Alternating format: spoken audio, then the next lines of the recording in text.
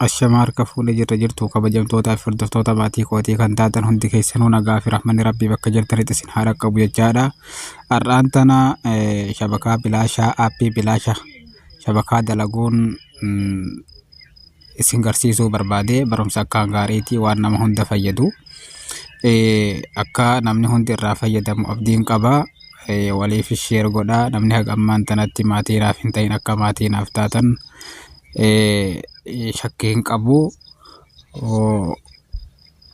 kallatti mangara barumsa isinii dabarsa.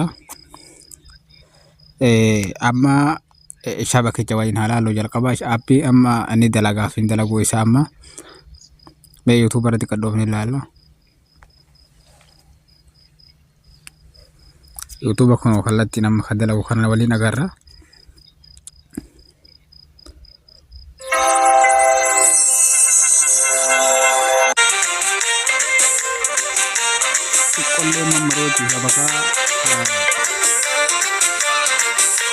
Xiqqoomallee mammaruu sirriitti dalagaa.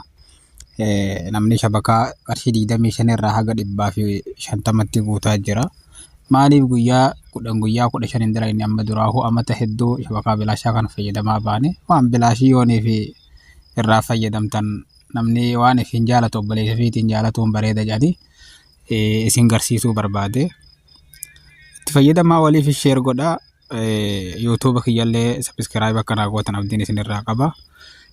Mee aappii kana irraa cufneeti waliin laalla akka YouTube kana dalagu.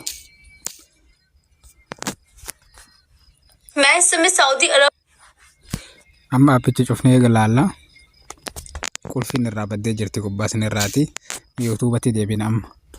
Kunoo shabakaan gubbaa kanarraa shabakaan 4G'dha. Garuu aappii irraa cufnee jirra amma. Waan takka dalagaan jiru suurumallee mul'isuu jechuudha. Kunoo itti deebinee hashaqallee isin garsiisuu gaari.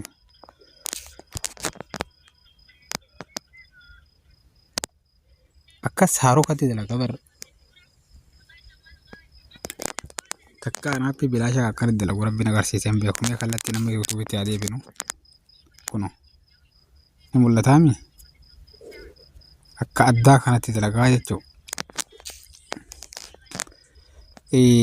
Aappichi pilaastorii keessaa argattanii pilaastorii irratti barreessitanii inni isa kana qubeemaa haa guddaa gootanii qubee guddaa qubee haa qubee maa gootanii haa gootanii raa gootanii irraa achisiisitanii qubee guddaa taa gootanii tuuneel taa'uu elli gootanii akkasitti isa kana ana waan hin gabbuusee jiruuf oppin godheetiin seenaa.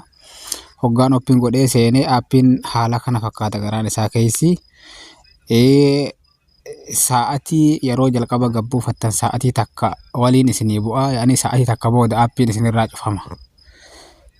Itti deebitanitti hoggaa shaqaltan ammallee daqiiqaa 10 isinii kennaa jechuudha. Daqiiqaa 10 isinirraa cufata yoo sa'atii itti dabalatuu baatin. Sa'atii ammoo bakkuma sa'atiin jirtu tana duraan itti gattuu hixanii akka itti gattuu hixanii achi booda bakka diimtuu akkuma diimtuu natti hixannee eedanii akkanatti eedanii. Kunoo मैं इस समय सऊदी अरब में काम कर रही हूँ.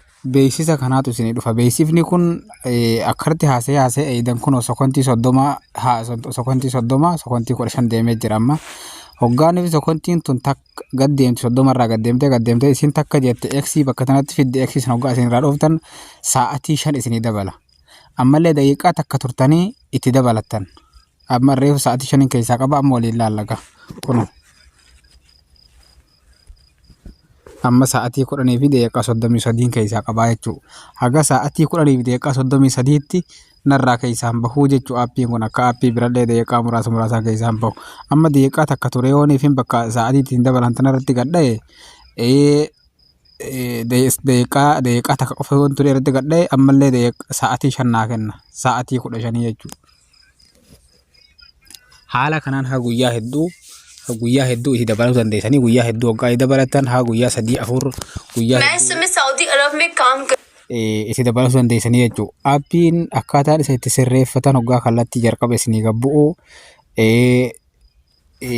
haala kanaan dhufaa abdeetu gootanii hoggaa xumurtan ka tokkoffarra jiru kana isa tokkoffarra jiru kana Kakaasaa Zeen Firii Niw bara 2024 jedhee barreeffama sanduuqa keessatti ni hojjetu kana ka ashaangulliitiin fuula dura jirtu ka tokkoffarra jiru kanarratti akkanatti deeffitanii gara olaanu kana bootaa inni jirurraa huntuu hixanii tokkoffumarra taa'a. Achi booda aappii garaa kana keessa start bakka itti dhooftanii akkanatti stop ta'a. Hoggaa stop ta'ee kunoo akkanatti dalagee asitti kunoo connect isiniin jedha mataa kana gubbatti qulfii isinii baasaa jechuudha. Achi booda aappiin keessan akka addaatti isinii dalagaa jira jechuudha. Irraa fayyadamaa hisdii walitti godhinaa sheer walillee godhaa namni haa irraa fayyadamu jechuun barbaada. Namni yaada qabdan kan isinii dalagu iddoo koomentii jiranaa keessanii yuutuuba kootillee sabiskiraayib naa godhaa. Wal haa guddifnuun jedhaa waan isin dhibee koomentii naa barreessa. Haga viidiyoo biraatti walitti deebinutti yeroo gaarii.